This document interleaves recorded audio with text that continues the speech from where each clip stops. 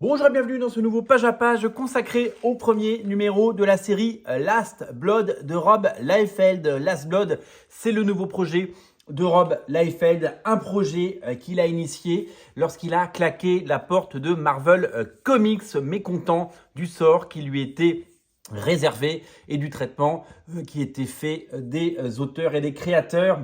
Il est, vous le savez, le papa de Deadpool et de Cable. Il n'a pas été notamment invité aux festivités concernant la sortie de Deadpool 3, Deadpool Wolverine. Et donc, il a décidé de claquer la porte et d'arrêter de donner ses créations à Marvel Comics. Il l'avait déjà fait par le passé, mais là, il est fâché. Du coup, il a décidé de lancer en direct sur son site et sur sa chaîne Whatnot la série Last Blood avec ses propres créations, avec les personnages qu'il a créés au sein du studio Extreme, à la fois chez Image Comics, chez Maximum Press et chez Awesome Entertainment. Il s'agit bien entendu de ces créations et voici le premier numéro qui est vendu donc directement sur son site internet et sur sa chaîne Whatnot. Vous ne trouverez pas ces comics ailleurs. C'est des comics qui sont vendus entre 20 et 60 dollars pour les versions signées. Là, c'est une version signée. C'est collector. C'est une très belle qualité d'édition et c'est destiné à être vendu bien du propriétaire, du producteur, pardon, au consommateur. Et donc, c'est pour ça qu'il ne passe pas par les circuits traditionnels, ce qui lui permet de toucher ses fans et de très bien gagner sa vie sur ses projets. Vous le savez, en parallèle, il a relancé Youngblood. Nous en avons parlé hier sur Radio Comics. Je vous invite à découvrir le page à page. Deux séries qui sont publiées en parallèle. À l'époque, quand il a commencé Last Blood, il n'avait pas récupéré les droits de Youngblood. Maintenant, il a récupéré les droits, donc il lance la nouvelle série Youngblood avec un premier numéro et la série Last Blood avec déjà 2 numéros et un troisième qui ne devrait pas trop tarder puisqu'il a été annoncé.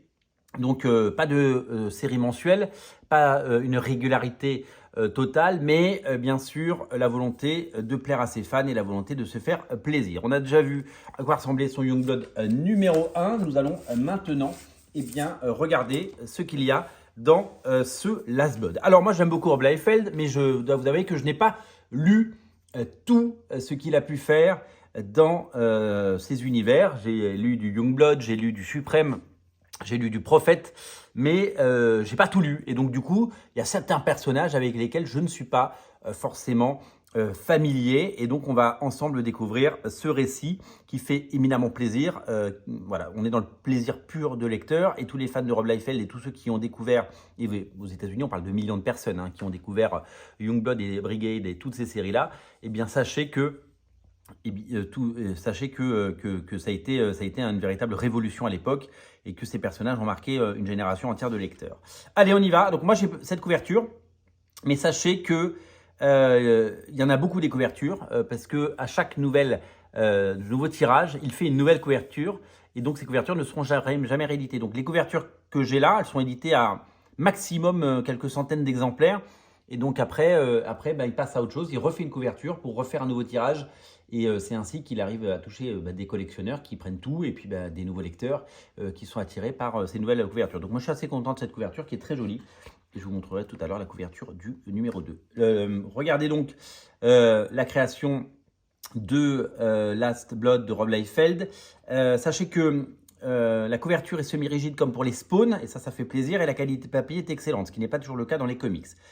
C'est Rob Liefeld qui écrit, qui scénarise et qui crée et qui dessine ses personnages. Edgar Tadeo, qui était l'encreur de Lénine Francisco à une époque, fait un peu les ancrages. Et il y a 2 coloristes, il y a J. David Ramos et Juan Rodriguez. Et donc, on commence par, on est dans l'état de Washington, sous la neige. Et on voit un personnage mystérieux, habillé de blanc, avec un arc et des flèches, en débardeur, malgré la neige, et qui part en mission. Donc ça, c'est vraiment du pur Rob Liefeld, avec bien sûr un arc, des flèches, ça rappelle Shaft évidemment, avec des poses iconiques. Il est devant une sorte de citadelle avec ses épées, avec ses flèches. Il va dégommer 2 gardes et s'introduire là-dedans. Donc il y a les dents de Rob Liefeld, il y a ses poses iconiques et il y a toutes ces sortes de choses. Là, il a d'énormes flèches qu'il va tirer et avec lesquelles il va shooter les gens. Donc des grandes pages. Donc le personnage que vous voyez eh bien, monte sur la palissade et donc il va s'infiltrer et combattre. Alors là, il va prendre ses flèches et il va les utiliser comme des griffes, comme Wolverine, donc c'est plutôt chouette. Joli clin d'œil, évidemment. De la bagarre du sang, ce sont des comics qui ne sont pas censurés, ça s'appelle Last Blood, et donc c'est à la fois sanglant et brutal, donc une pure scène d'action comme Rob Liefeld nous a toujours régalé, vraiment du pur plaisir pour les yeux. Donc on est, voilà, après cette boucherie, il va s'introduire dans la citadelle pour aller découvrir, eh bien, hop, nous allons y aller, un personnage, le Colonel Stone, Battlestone, personnage de la série Brigade, qui a vieilli, comme vous pouvez le voir. Donc il y a eu un saut dans le temps, mais donc qui a été emprisonné, et donc on redécouvre. Et donc si vous avez été fan de tous ces personnages à l'époque chez Rob Liefeld, eh bien, ça fait plaisir de le revoir bien sûr, mais d'autres surprises vous attendent puisqu'il n'est pas seul. Il y a le Captain Freedom que nous avons vu en couverture, il y a Kaio et Atlas, des personnages, donc les personnages de la série Brigade, qui était dessinée par Dan Fraga, la série Brigade. Alors ce qui est fou avec la série Brigade, c'est que quand Rob Liefeld a lancé en 1992 Youngblood, il en a vendu quasiment 1 million. Il n'a pas vendu tout à fait 1 million d'exemplaires du premier numéro de Youngblood. Mais il s'est passé une folie, l'épisode a été réédité, il s'est passé vraiment quelque chose. Et Rob Liefeld a tout de suite lancé son studio Extrême, il a embauché des jeunes talents et il a lancé plein de séries, notamment Brigade. Et Brigade, le premier numéro, alors qu'il n'y avait pas Rob Liefeld, à part sur la couverture, et en tant que scénariste évidemment, le premier numéro s'est vendu quant à lui à 1 million d'exemplaires. Brigade numéro 1, c'est 1 million d'exemplaires. Et quand on voit les chiffres de vente aujourd'hui, on se rend compte à quel point eh bien, ça a marqué toute une génération de lecteurs. Donc voilà. Évidemment, les personnages eh bien, interagissent. Et là, une nouvelle menace arrive, une sorte de grand robot. Et donc, ils vont devoir tous combattre cette machine pour évidemment survivre.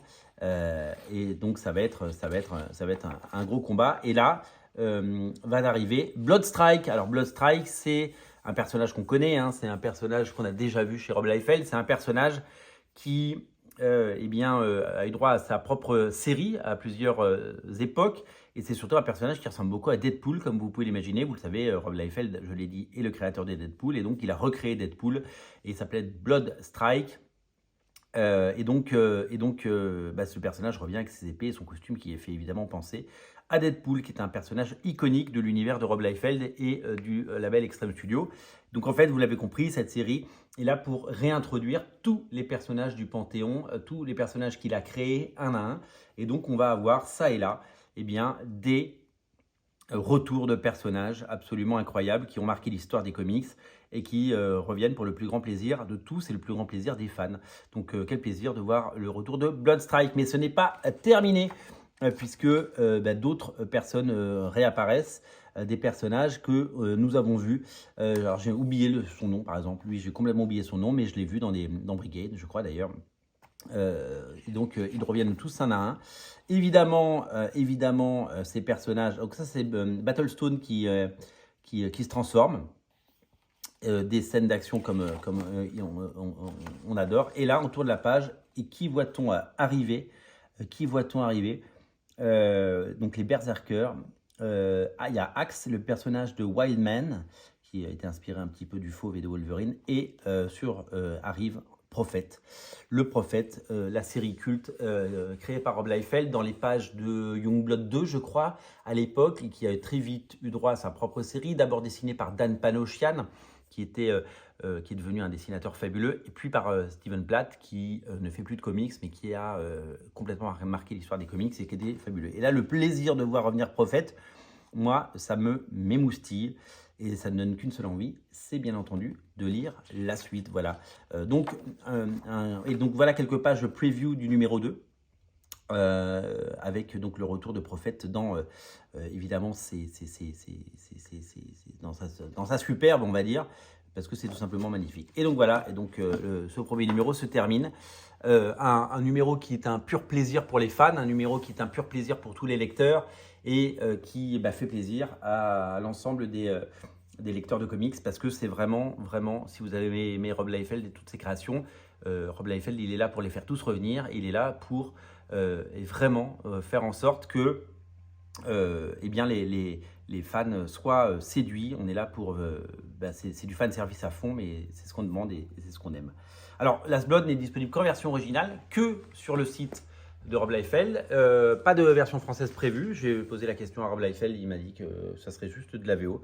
Peut-être qu'un jour ça sortira une fois la série complétée en relié ailleurs chez Image Comics, mais pour le moment, il a décidé d'exploiter lui-même et d'être maître de son destin, puisque, vous le savez peut-être, il est un peu fâché avec tout le monde, et notamment avec le marché, puisque tous ces comics publiés par Marvel ou par DC récemment, eh bien, n'ont pas été assez commandés par les boutiques, et donc du coup, aujourd'hui, il considère que le marché ne le soutient pas assez, et voilà pourquoi il a décidé de faire les choses lui-même.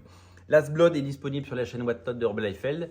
Je vous invite à découvrir ce titre. En tout cas, j'étais ravi de vous le partager. Et demain, on va parler du numéro 2. Regardez la couverture du numéro 2, également signé par Rob Liefeld, avec Prophète en couverture. Je suis ravi d'avoir eu Prophète parce que ce n'était pas gagné. Parce que je vous l'ai dit, on n'a pas toujours les couvertures qu'on veut, puisque quand elles sont plus disponibles, elles ne se sont pas réimprimées. Et donc, je suis arrivé au bon moment parce que j'ai pu avoir une couverture de Prophète. Merci à vous d'être aussi nombreux à regarder Radio Comics. Merci pour votre fidélité. N'oubliez pas de vous abonner à la chaîne si ce n'est pas déjà fait. Salut!